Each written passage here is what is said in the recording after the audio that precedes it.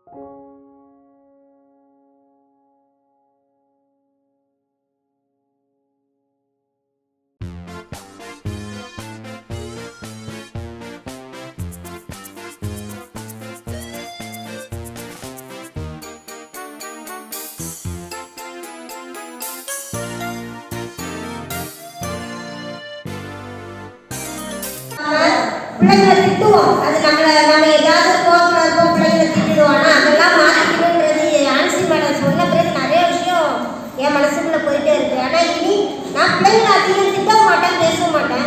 அதுங்க வழி என்ன சொல்லுங்களோ அதை கேட்போம் தான் நிறையா. ஆனாலும் நான் மாற்றிக்க வேண்டியதே நிறையா அவங்க சொல்லி கொடுத்துருக்காங்க. அது எனக்கு ரொம்ப யூஸ்ஃபுல்லாக இருக்குது. இந்த அலையே இருக்கிறது இனி அடுத்த வருஷம் நடக்கும்போது நான் முதலாக வந்து கலந்துக்குவேன்.